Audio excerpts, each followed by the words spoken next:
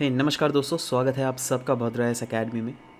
आज है 16 अप्रैल 2022 और हमारा सोर्स जो रहेगा डेली करंट अफेयर्स का again Assam Tribune and different other national dailies को हम लोग फोकस करेंगे और इसका पूरा पीडीएफ का लिंक मैं नीचे डिस्क्रिप्शन में लगा दूंगा to download it from there. Anyways चलिए शुरुआत करते हैं। सबसे पहला है यहाँ पे असम ट्रिब्यून से लिया गया है। एक्चुअली इंटरनेशनल न्यूज़ है, एज सच असम रिलेटेड थोड़ा कम ही न्यूज़ था इंपॉर्टेंट, बट एनीवेज मैं कवर करूँगा धीरे धीरे। HIV वीज़ा के बारे में, H1B मतलब कोई कोई HIV बोलता है, H1B एक्चुअली में ये, ठीक है, H1B वीज़ा क्यों न्यूज़ में था? क्योंकि 74.1% of Indian workers according to the latest report ये बतलाया गया है, मतलब वहाँ के US के डिपार्टमेंट का होम सिक्योरिटी के द्वारा, दैट ओवरसीज़ जो इमिग्रेशन जो होता है ना, सबसे ज़्यादा अभी इंडिया से हो रहा है वहाँ पर, ठीक है। उसी रिलेटेड यह न्यूज़ था H1B वीज़ा। ना अब वीज़ा तो अलग डिफरेंट काइंड ऑफ होता है, जैसे H1B वीज़ा होता है, H2B वीज़ा होता है, L1, O1, E1, है ना, अलग अलग वीज़ा होता है। बट H1B वीज़ा क्यों ज़्यादा फेमस है भाई? देखो क्या होता है ना, इंडिया में आपको पता है बहुत सारे MNCs काम करते हैं, मल्टी नेशनल कंपनीज, ठीक है। जैसे आप ले लो एक्सेंचर, है ना, कॉग्निजेंट, ये सब क्या हुआ, ये सब मल्टीनेशनल कंपनीज हैं जो दुनिया भर में अलग अलग कंट्रीज़ में काम करते हैं, उसमें इंडिया में भी काम करते हैं। अब सोचो कोई इंडिया में है, एक्सेंचर में किसी का पोस्टिंग है ना, वो बहुत अच्छा काम कर रहा है, एक्सेंचर को बहुत अच्छा काम लगा उसका, तो एक्सेंचर क्या करेगी, उसको डिपोर्ट कर देगी मतलब अपने USA के ब्रांच में, ठीक है। अब लोग तो सबको USA जाने से ही अच्छा है ना, सबको ही सोचता है यार चलो USA जाऊँ, क्योंकि वहाँ पे जाने से ही तो ज़्यादा पैसा कमाने को मिलेगा, ठीक है, क्योंकि एक मिनिमम सैलरी बैंड होता है वहाँ के सरकार ने फिक्स किया होता है, हाँ इससे तो आपको ज़्यादा ही देना पड़ेगा। मोर ओवर इंडिया से जो लिया भी जाता है, टैलेंटेड लोगों को ही लिया जाता है, ठीक है। तो इसलिए लोग वहाँ पे जाना पसंद करते हैं with the help of H1B visa. 1952 में US ने एक्सपैंड करने की कोशिश की थी। एक्चुअली क्या था ना, दैट तब USA को पता चल गया था दैट हमारे देश को अगर आगे बढ़ाना है तो एकदम एक्सपर्ट से ही आगे बढ़ेगा, राइट। इसलिए साइंस ले लो, टेक्नोलॉजी, इंजीनियरिंग, मैथमेटिक्स, कौन कौन से ऐसे डिसिप्लिन नहीं है, मतलब उन्होंने सोचा था दुनिया से जितने अच्छे अच्छे टैलेंट से सबको अपने देश में ले आओ, ठीक है।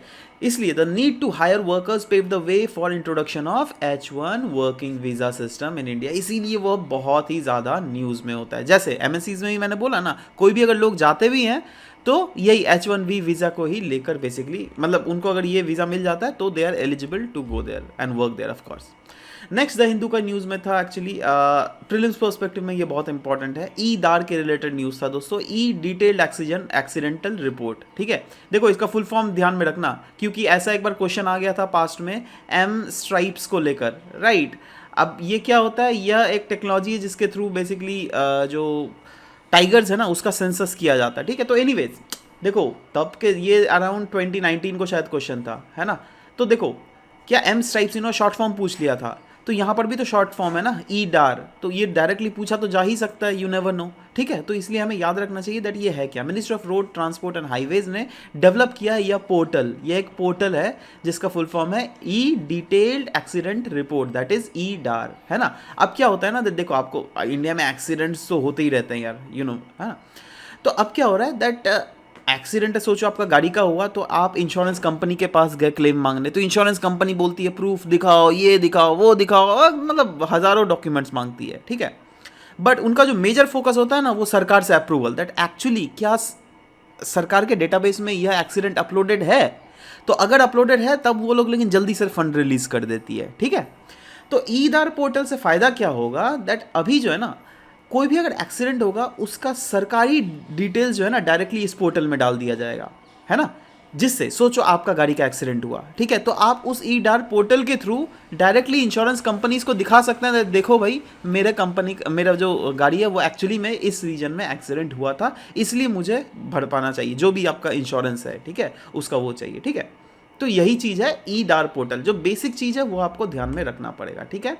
Stakeholders, various stakeholders कौन है, पुलिस है, रोड अथॉरिटीज़ है, हॉस्पिटल्स है, ठीक है। तो उनको भी कुछ कुछ लेवल ऑफ इंफॉर्मेशन जो है इस पोर्टल में डालना पड़ेगा, मतलब there is a compulsion, but anyways वो तो अभी तो डिटेल्ड इन्फॉर्मेशन इसके रिलेटेड आई नहीं है। जब भी डिटेल्स इन्फॉर्मेशन आएंगी वो हमारे काम का भी ऐसा है नहीं, हमारे को बेसिक जो चीज़ जानना रहता दैट वो डार पोर्टल है क्या, ठीक है।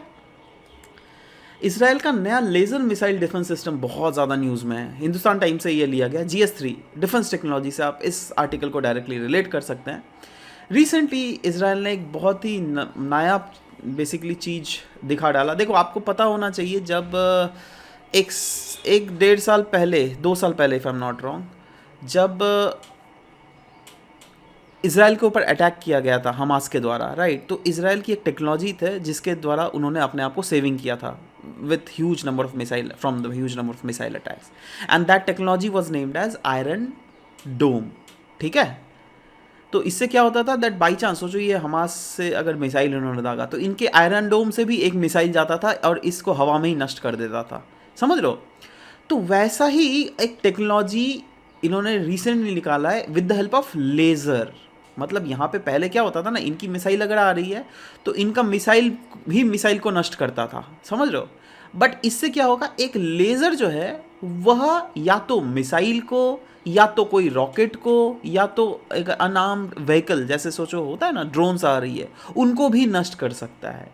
ठीक है, और ये किसके through, with the help of a laser. ध्यान देना, पहले मिसाइल इस्तेमाल किया जाता था आयरन डोम टेक्नोलॉजी में, बट अभी जो टेक्नोलॉजी यूज़ की जा रही है लेज़र मिसाइल डिफेंस सिस्टम, जिसको हम लोग कहते हैं आयरन बीम, है ना, इसमें हम लोग लेज़र का इस्तेमाल कर रहे हैं और खर्चा भी बहुत कम आता है, अराउंड $3 से भी कम, मतलब अराउंड आप अगर बोलिएगा 300 रुपये से भी कम ही खर्चा आ रहा है। तो सोचो इस टाइप का टेक्नोलॉजी इंडिया के लिए कितना ज़्यादा इंपॉर्टेंट है, amid the fact that we have so hostile countries like Pakistan and China as our neighbours, right. So उसी के बारे में बेसिकली कुछ बोला गया दैट हाँ ये इसराइल मेड लेज़र सिस्टम है, जिसको डिज़ाइन किया गया ऑफकोर्स एरियल डिफेंस सिस्टम के लिए ही, जिससे वो रॉकेट्स या फिर आने वाले अनआर्म्ड व्हीकल्स या कुछ भी लाइक से फॉर एग्जांपल ड्रोन्स को आराम से इंटरसेप्ट कर सके और उसी को आकाश में ही उसको प्रॉपरली नष्ट कर सके। नो डाउट इस सिस्टम से उनकी एयर डिफेंस सिस्टम जो है वो बहुत ज़्यादा मजबूत होगी। और इसका काम क्या है, ये या तो देखो बहुत काम कर सकती है एक साथ। एक तो अगर सोचो से फॉर एग्जांपल एक ड्रोन आ रही है, उसको डिसेबल कर सकती है, उसको डैमेज कर सकती है आकाश में ही, उसको पूरा डिस्ट्रॉय कर सकता है। जी हाँ, it is an effective, accurate and easy to operate tool, है ना। तो इसीलिए, और आपको तो पता ही है दैट हमारा इसराइल के साथ स्ट्रैटेजिक पार्टनरशिप है, राइट। तो ऊपर से और भी ज़्यादा इसराइल हमारा नेचुरल पार्टनर इसलिए भी हो गया क्योंकि पाकिस्तान जो है वो इसराइल को रिकॉग्नाइज ही नहीं करता, राइट। और ऑफ कोर्स दुश्मनी है ना। तो अब दुश्मन का दुश्मन दोस्त होता है ना भाई, तो ऑब्वियस सा बात है इनका नेचुरल भी इंक्लिनेशन है और ऐसा स्ट्रैटेजिक पार्टनरशिप तो खैर हमारा है ही। तो आशा करते हैं दैट फ्यूचर में हमें भी इस टेक्नोलॉजी को एक्सेस मिल सकता है। ये है कैसा, देखो इस टाइप का कुछ है, ठीक है। इससे जो है ना लेज़र निकलता है, देखो ये लेज़र इस टाइप से निकलेगा, है ना, और आकाश में ही किसी को भी नष्ट कर सकता है लेज़र के थ्रू ही। सामने वाले का आप अगर कुछ ड्रोन है या फिर कुछ मिसाइल से उसको भी बर्बाद किया जा सकता है। बट बेसिकली इसको ड्रोन्स को ही फोकस किया जा रहा है क्योंकि देखो मिसाइल्स का क्या होता है ना, या तो सबसोनिक भी होता है ना, सबसोनिक को भी पकड़ना, ट्रेस करना थोड़ा ज़्यादा मुश्किल हो जाएगा इसके लिए, राइट। बट ड्रोन जो है उतना स्पीड से तो नहीं आएगा, एक लिमिटेड स्पीड रहेगा, राइट। तो उस लिमिटेड स्पीड को आराम से कैच किया जा सकता है इस लेज़र टेक्नोलॉजी के द्वारा और आकाश में ही बर्बाद किया जा सकता है। और जी हाँ, आने वाला फ्यूचर जो वॉरफेयर होने वाला है ना, इस ड्रोन के साथ ही होने वाला है। इसीलिए आपको पता होना चाहिए दैट हमारी सरकार ने क्यों बोली है दैट हमारे जो ड्रोन टेक्नोलॉजी है वो हम लोग बाहर से इंपोर्ट नहीं करेंगे। हाँ, ड्रोन का रॉ मटेरियल बाहर से भले ही इंपोर्ट करें, बट जो भी ड्रोन कंस्ट्रक्शन किया जाएगा वो इंडिया में ही किया जाना चाहिए। क्यों? क्योंकि फ्यूचर में इस ड्रोन के हिसाब, मतलब ड्रोन के ही सारे, अगर फ्यूचर में अगर किसी के साथ देश के साथ लड़ाई हुआ, से for example China, Russia, of course हम अपनी आर्मी नहीं भेजेंगे वहाँ पे, पहले इन ड्रोन्स ये सब को भेजा जाएगा। हाँ, आर्मीज़ का भी कंट्रीब्यूशन रहेगा बट बहुत एक लिमिटेड कॉन्ट्रीब्यूशन ही रहेगा, ठीक है। तो इसीलिए भी इस टाइप के टेक्नोलॉजीज़ बहुत ज़्यादा इंपॉर्टेंट हो गए। तो देखो वैसे तो हम लोग प्लान बना रहे थे, हाँ हम लोग ड्रोन भेजेंगे दुश्मन के पास, बट दुश्मन भी तो प्लान बना रही होगी ना हमारे ऊपर ड्रोन भेजने के लिए, तो we should also be ready from our end, right. तो इसीलिए हमारे को ये वाले टेक्नोलॉजीज़ जो आने वाले समय में बहुत इंपॉर्टेंट हो सकता है। Next is पामकिन। पामकिन है क्या? देखो ये एक रेयर बटरफ्लाई है जिसको रिसेंटली तमिलनाडु में स्पॉट किया गया था। प्रीलिम्स पर्सपेक्टिव में आप इस को बहुत ही ज़्यादा इंपॉर्टेंट मानिए, क्योंकि मैं अब डिस्कस करूंगा क्यों इंपॉर्टेंट है। इसके ऐसे ही एक क्वेश्चन जो है ना पास्ट में भी क्वेश्चन में पूछा गया, इसीलिए मैं बोल रहा हूँ, ठीक है। एनीवेज, ये इंडिया में अराउंड देख लीजिएगा, टोटल बटरफ्लाई का स्पीशीज़ देख लीजिएगा 1500 के आसपास स्पीशीज़ है, जिसमें 320 स्पीशीज़ के आसपास तो तमिलनाडु में ही मिलता था। और यह जो पामकिन जो अभी दिखा है रिसेंटली, यह बन गया 21st स्पीशीज़ ना, इतना ज़्यादा याद बिल्कुल नहीं करना है आपने, एक रफ फिगर ले लीजिए दैट हाँ अगर 1500 मिला है ना तो 1/5 तो आपका जगह तमिलनाडु में ही हमको मिलता है, 1/5, ठीक है, 150 ना हुआ जी, 300, 1500 का 1/5 करोगे 300 ही हो जाएगा, ठीक है, तो 321 यार 21 बढ़ा दो है ना। चलो, first it was recorded in south India by British, कब, 1891 में, बाद में इसको रीडिस्कवर किया गया था 2007 में, बट हाँ इसका जो दिखता है जैसा वो आप क्लियरली देख सकते हैं, पिक्चर क्लियरली मेंशन ही है, ब्राउन कलर है, डार्क बैंड्स है, आप यहाँ पे देख रहे हो ये सब डार्क बैंड्स है इधर, ठीक है। It is not easy to spot, क्यों भैया, क्योंकि ये अपने पंख को जो है ना ऐसा, ये तो खैर फोटो खींचा गया है इसका, है ना, शायद ये मर गई होंगी उसके बाद इसका फोटो स्नैप लिया गया होगा, बट या फिर कंप्यूटराइज भी हो सकता है, बट एनीवेज यूजुअली क्या होता है ना, ये अपने पंख को फैलाती नहीं है, राइट, और इसका जो रंग ही इस कलर का है ना, सोचो ये अगर कोई टहनी में बैठ गई, सोचो इतना बड़ा तना है कोई, ठीक है, और यहाँ पे अगर बैठ गई, ठीक है, ये स्टेम में अगर बैठ गई, तो आप स्टेम का भी तो कलर इसी ब्राउन कलर टाइप का ही होता है, राइट, और इसका भी कलर ऐसा है, तो ये बिल्कुल कैमोफ्लेज हो जाता है ना, तो इसलिए पकड़ना भी थोड़ा मुश्किल सा हो जाता है, राइट। एनीवेज डिस्ट्रीब्यूशन की अगर बात करें तो इंडिया में ही नहीं, Myanmar, Indo China, peninsular Malaysia, Thailand region में आपको मिलेगा, of course Indonesian archipelago and Philippines region में भी आपको यह मिलेगा। And India, palm king sightings were recorded in the forest of different region of in and along Western Ghat, but अभी जो देखो वेस्टर्न घाट में तो वो पहले से मिलता था, बट अभी जो है Eastern Ghat along the regions of Tamil Nadu भी हमें साइट करने को मिला है, ठीक है। देखो मैंने बोला था ना दैट पास्ट में इस टाइप का क्वेश्चन आया था, देखो recently our scientist have discovered a new and distinct species of banana plant which attains a height of about इतना metre and has orange colour fruit pulp. ये कहाँ पर डिस्कवर किया गया था? So answer was Andaman island, ठीक है। तो ये वाला कहाँ पर रिसेंटली डिस्कवर किया गया अगर बोला जाए तो ऑफकोर्स कहाँ, तमिलनाडु में, ठीक है। Next is traditional new years. वैसे तो हम लोगों ने ऑफकोर्स पढ़ा ही है, राइट। अभी रिसेंटली ये सीज़न ही है, अलग अलग कल्चर में न्यू ईयर सेलिब्रेट किया जा रहा है। जैसे आसाम में तो of course Bihu is a very famous, and West Bengal में इसी को हम लोग नववर्षो कहते हैं। तमिलनाडु तमिल न्यू ईयर्स अगर देख लीजिएगा उसको हम लोग क्या कहेंगे, पुथांदू, राइट। वैसे ही केरला में हम इसको कहेंगे विशु। हिंदूज एंड सिख्स तो वैसाखी सेलिब्रेट करती है, बेसिकली नॉर्थ वेस्ट इंडिया में काफ़ी ज़्यादा फेमस है ये, ठीक है। तो ये सब जस्ट याद रखिए, क्योंकि ऐसा भी हो सकता है ना that match of the following इस टाइप के क्वेश्चन अगर आ जाए तो। देखो क्योंकि आया है 2018 में, देखो क्या ना, ट्रेडिशन और state simply. Chopper cut festival कहाँ पे है? मिजोरम में। खोंगोम परवा जो है ये मणिपुर में। थांगटा डांस ये भी सिक्किम का नहीं है, ये मणिपुर का है, ठीक है। तो third was wrong, right. Anyways 1 and 2 was correct answer, इसलिए B is the correct answer है, ठीक है। नेक्स्ट नेपट्यून नाम का एक anti ship cruise missile recently news में आ गया। नाउ ये किसके पास ये क्रूज मिसाइल है भैया, नेपट्यून नाम का? ये जो क्रूज मिसाइल है दोस्तों ये यूक्रेन के पास है। इनफैक्ट यूक्रेन ने भी जो है ना इस मिसाइल को 2021 में अपने डिफेंस फोर्सेस में डिप्लॉय किया था ना। 2021 में क्यों? क्योंकि देखो 2014 के आसपास अगर आपको पता होगा दैट रशिया ने यूक्रेन का क्रीमिया को हत्या लिया था, ठीक है। उसके बाद यूक्रेन को डर लग गया था, नहीं भाई हमें अपना भी टेक्नोलॉजी बनाना पड़ेगा, राइट। तो इसीलिए उन्होंने यह वाला अपना टेक्नोलॉजी बनाया है ना, और उसका नाम रखा नेपट्यून। ये क्या है? एक एंटी शिप क्रूज मिसाइल है, और अभी इसलिए ज़्यादा न्यूज़ में है क्योंकि इसी एंटी शिप क्रूज मिसाइल से यूक्रेन ने रशिया का एक फ्लैगशिप बेसिकली फ्लीट था जिसका नाम है मोक्ष्वा, राइट। तो उसको बिल्कुल बर्बाद कर दिया। ये उनका नवल शिप था। तो सोचो मतलब एक बहुत ही रशिया का एक बहुत ही बड़ा कीमत पे करना पड़ा, नवल शिप को डुबा दिया भाई, सोच रहे हो। मतलब पहले तो हम लोग यही सुनते थे दैट हाँ रशिया ही चार्ज कर रही है, रशिया ही बम बरसा रही है, बट अभी जो है यूक्रेन भी बैकफायर कर रही है। और यूक्रेन का बैकफायर ऐसा वैसा नहीं है, ऐसा बैकफायर किया उन्होंने दैट रशिया की पूरा नवल शिप ही डुबा दिया।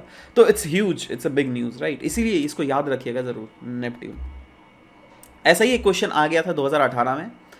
Terminal high altitude air defence THAAD sometimes seen in news, ये क्या है? एक इजरायली रडार सिस्टम है, India's indigenous anti missile system है, and American anti missile system है। तो this was the correct answer, right.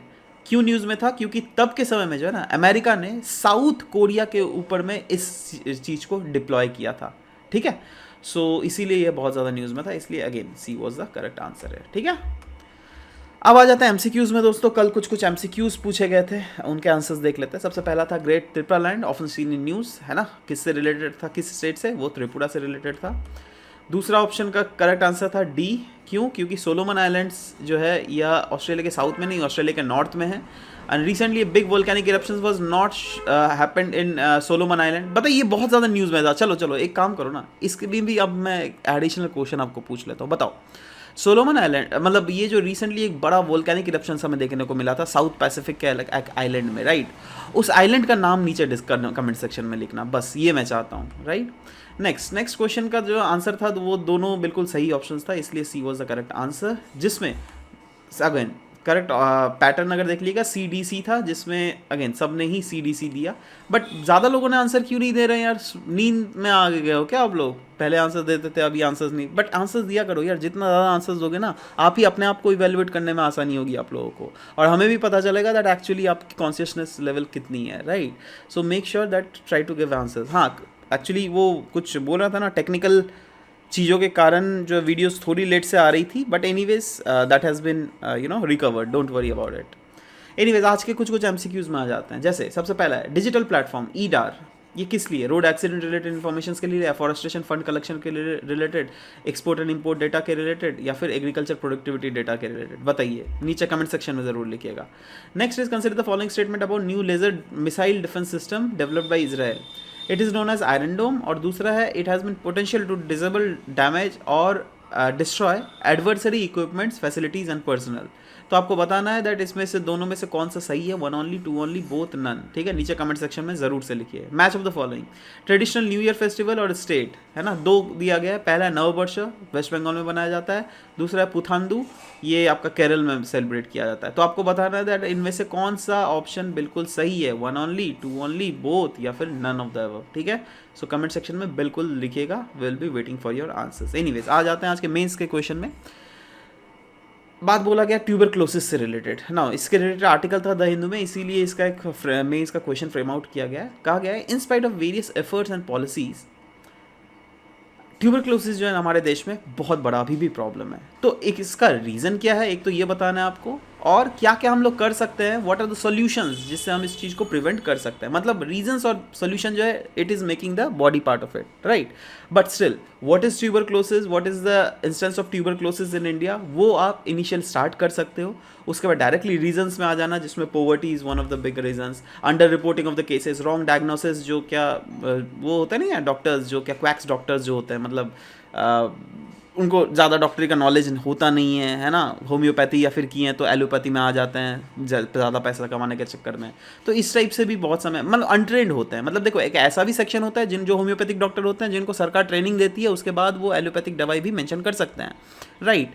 But वो लोग जो अलग कैटेगरी में आते हैं, राइट? बट ये क्वैक्स की बारे में बात कर रहा हूँ मैं। वैसे लोग सोचो, अब डॉक्टर के अंडर एक कंपाउंडर काम कर रहा है, ठीक है? अब इस कंपाउंडर ने 15 साल तक काम किया, तो इसको कुछ तो नॉलेज हो ही जाएगा यार, कॉमन सेंस लगाओ ना, है ना? तो वो अपना फिर चैम्बर खोल लेता है, समझ लो। तो एक तो ये हो गया, ट्रीटमेंट प्रॉपर नहीं मिलती है, सोशल स्टिग्मा होती है दैट हाँ भाई मेरे को ये बीमारी हो गया, अगर सोसाइटी को बताएंगे तो सोसाइटी तो मुझे हाय छी करेगी। तो इस टाइप से चीज़ें होती है। सॉल्यूशंस क्या है, ग्लोबल एफर्ट्स में क्या क्या सॉल्यूशंस है, इंडियन एफर्ट्स क्या क्या सॉल्यूशंस लगा रही है, उन सब का मेंशन किया होगा। अगर आपको याद है तो बहुत बढ़िया, ये बहुत अच्छा इंपॉर्टेंट है, याद कर लीजिए। Find, treat, all and TB, ठीक है, ये इनिशिएटिव है WHO का, ठीक है। वैसे ही इंडिया के गवर्नमेंट के द्वारा भी बहुत सारे इनिशिएटिव्स लिए गए, जैसे निक्षय पोषण योजना, है ना, TB हारेगा देश जीतेगा campaign, national strategic campaign for TB elimination programme. तो इस टाइप से रिलेटेड एक कंक्लूजरी नोट्स के साथ आप आंसर्स को मतलब एंड अप कर सकते हो, right? So this was all about the discussion for today's class. We hope you have understood, and of course just do write your answers in the comment section below, जो कि मैंने questions आज के में पूछा गया आपसे, ठीक है? सो मिलते हैं नेक्स्ट क्लास में। Till then bye bye, take care, thank you for listening to the whole video guys, thank you very much.